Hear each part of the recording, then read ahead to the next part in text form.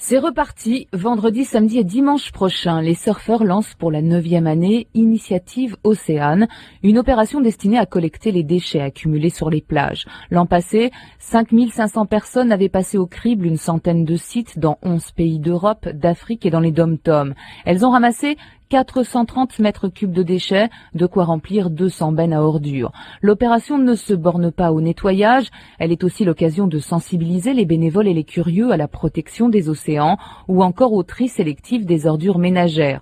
Ramasser les déchets n'est pas une tâche si facile, il faut veiller à ce que les plus jeunes ne touchent pas aux déchets dangereux, il faut laisser sur place les bois morts échoués sur les dunes, ils contribuent à fixer le sable et à lutter contre l'érosion éolienne, il faut éviter évidemment de piétiner les zones sensibles. Une étude d'Ifremer a montré que les déchets s'accumulaient essentiellement à l'embouchure des fleuves, à proximité des grandes agglomérations ou le long des routes des navires de commerce et de pêche. Avant de s'échouer sur les plages, les déchets flottent au gré des vagues. On estime à 5,5 millions le nombre de déchets flottants dans le golfe du Lion. Certains finissent par boire la tasse, 150 millions de déchets sur les fonds de la mer du Nord, ou encore 300 millions en Méditerranée. Les emballages plastiques constituent l'échantillon le plus représentatif, 60 à 95% des déchets selon les sites. Nous sommes donc tous coupables, disent les surfeurs. Rendez-vous le week-end prochain pour ramasser et pour faire passer ce message, ne jetez rien à la mer, elle vous le rendra. La liste des sites de nettoyage est disponible sur france-info.com.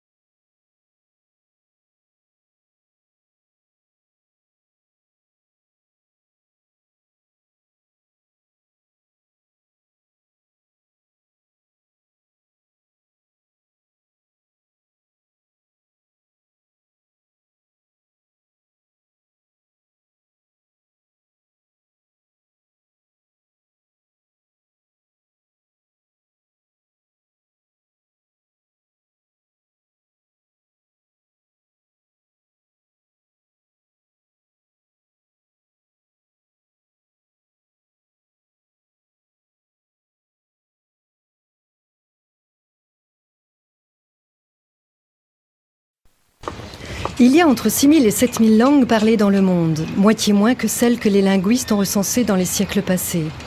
Internet, nécessité de l'écrit oblige, n'en a absorbé pour l'instant que 1400. À l'Organisation des Nations Unies, une institution qui regroupe 189 États, on n'en a retenu que 6. 6, ce n'est pas beaucoup quand on veut se parler, quand on veut diffuser de l'information sur des sujets aussi importants que la guerre, l'école, le sida, les droits de l'homme, enfin toutes ces choses qui font l'actualité et le quotidien de 6 milliards de personnes dont nous sommes.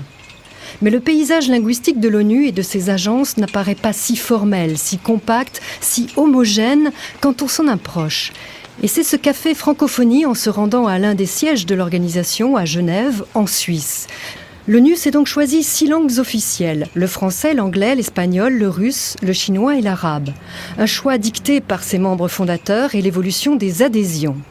L'ONU doit donc fournir des services d'interprétation et de traduction dans ces 6 langues. Par ailleurs, le français et l'anglais ont un double statut, puisque ces 2 langues sont aussi des langues de travail et donc privilégiées dans l'administration.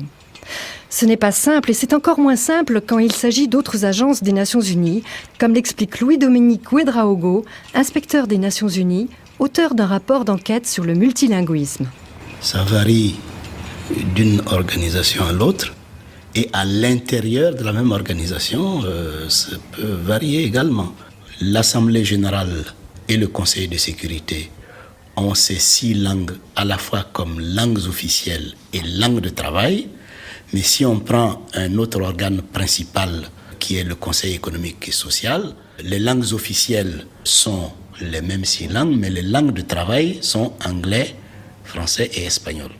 Si on prend une organisation comme l'Union postale universelle, qui est la seule organisation de la famille des Nations Unies, où le français est la seule langue officielle, et cela depuis la création de l'Union postale en 1876. Pourquoi on n'a pas appliqué d'emblée ces 6 langues officielles et on ne les a pas institutionnalisées comme étant des langues de travail ? Je crois qu'il y a 2 choses qui ont joué. D'abord, historiquement, il faut bien se rendre compte qu'au moment où l'ONU a été créée par la Charte de San Francisco, la technologie de l'époque en matière d'interprétation n'était pas ce qu'elle est aujourd'hui. On en était encore à l'interprétation consécutive au lieu de l'interprétation simultanée. Consécutive, ça voulait dire qu'en fait, la personne parlait dans sa langue maternelle et puis était traduite après. Voilà. Et l'interprète interprétait au fur et à mesure. Alors quand vous le faites déjà entre 2 langues, ça prend le temps qu'il faut. S'il faut le faire en 6 langues, vous imaginez un peu ce que ça représente comme difficulté. Je crois qu'il y a d'abord cette première problématique. La deuxième problématique qui est évidente, c'est que ça a un coût.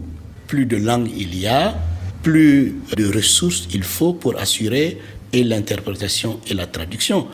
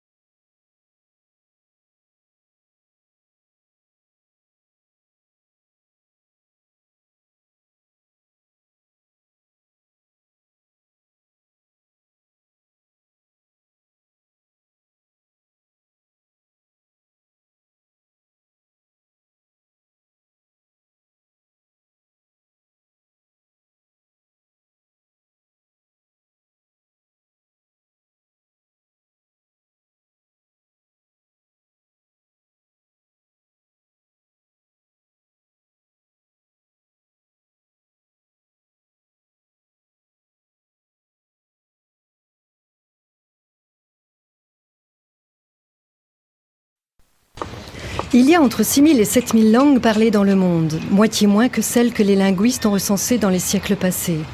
Internet, nécessité de l'écrit oblige, n'en a absorbé pour l'instant que 1400.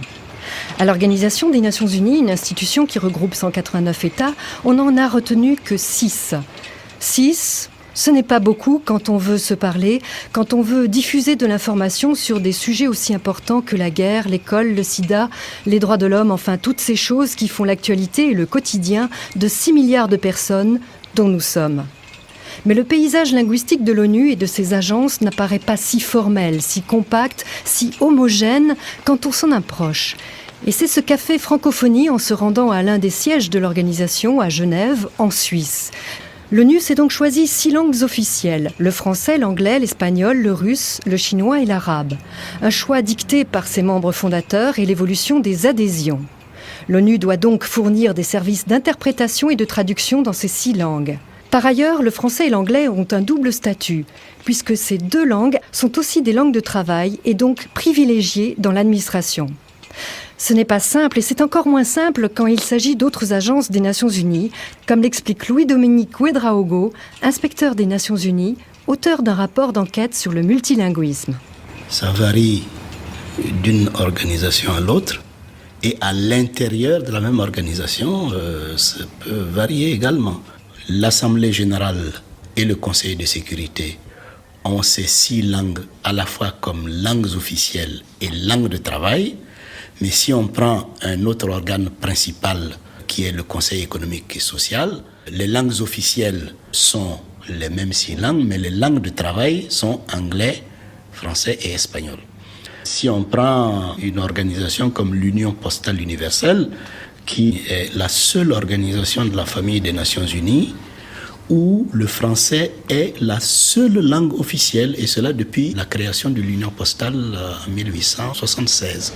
Pourquoi on n'a pas appliqué d'emblée ces 6 langues officielles et on ne les a pas institutionnalisées comme étant des langues de travail ?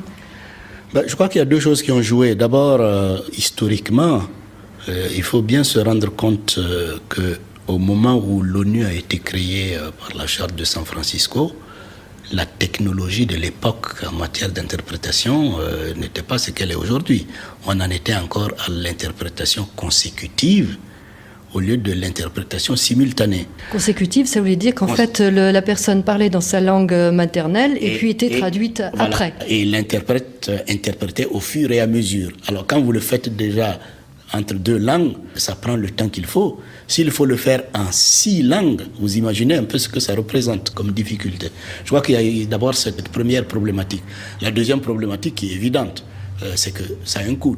Plus de langues il y a, plus de ressources il faut pour assurer et l'interprétation et la traduction.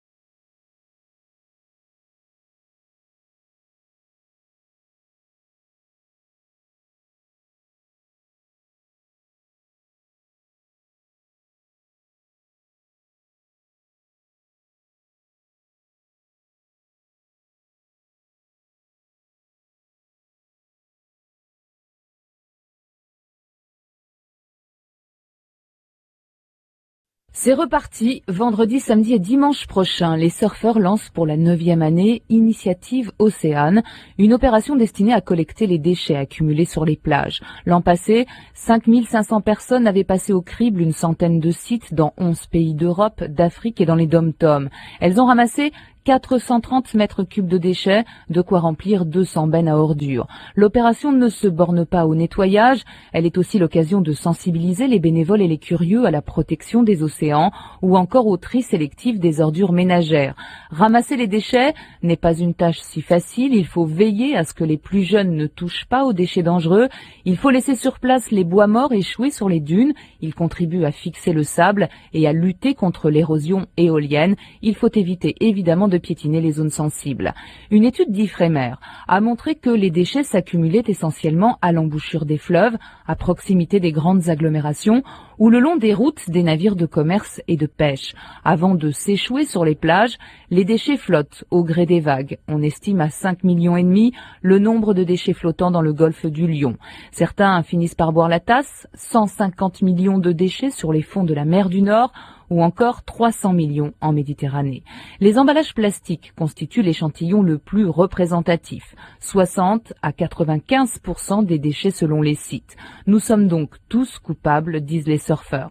Rendez-vous le week-end prochain pour ramasser et pour faire passer ce message, ne jetez rien à la mer, elle vous le rendra. La liste des sites de nettoyage est disponible sur france-info.com.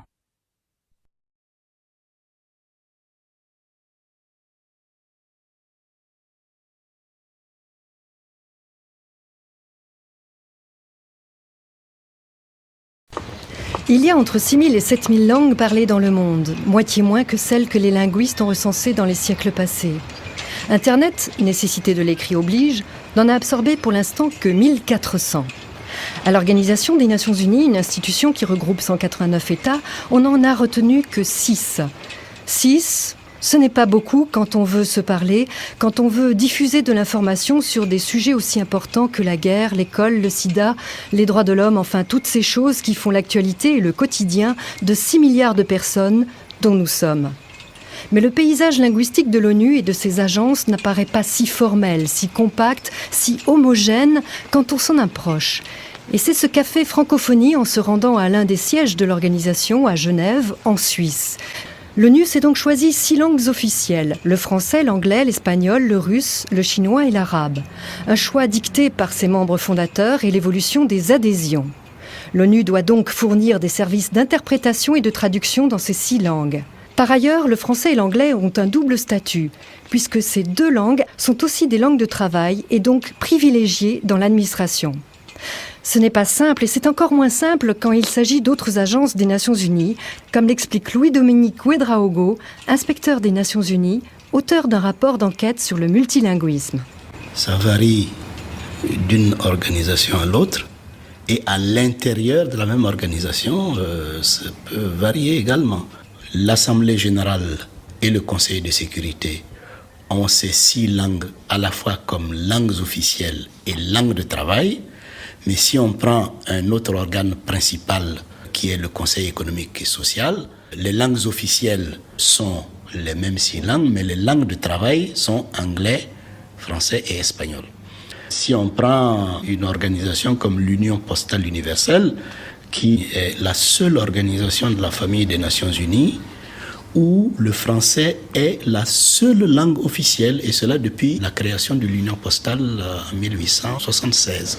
Pourquoi on n'a pas appliqué d'emblée ces 6 langues officielles et on ne les a pas institutionnalisées comme étant des langues de travail ? Je crois qu'il y a 2 choses qui ont joué. D'abord, historiquement, il faut bien se rendre compte qu'au moment où l'ONU a été créée par la Charte de San Francisco, la technologie de l'époque en matière d'interprétation n'était pas ce qu'elle est aujourd'hui.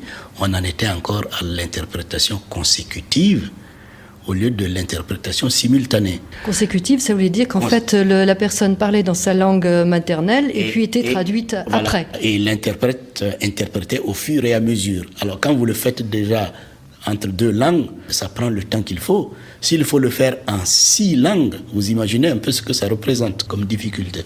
Je crois qu'il y a d'abord cette première problématique. La deuxième problématique qui est évidente, c'est que ça a un coût. Plus de langues il y a, plus de ressources il faut pour assurer et l'interprétation et la traduction.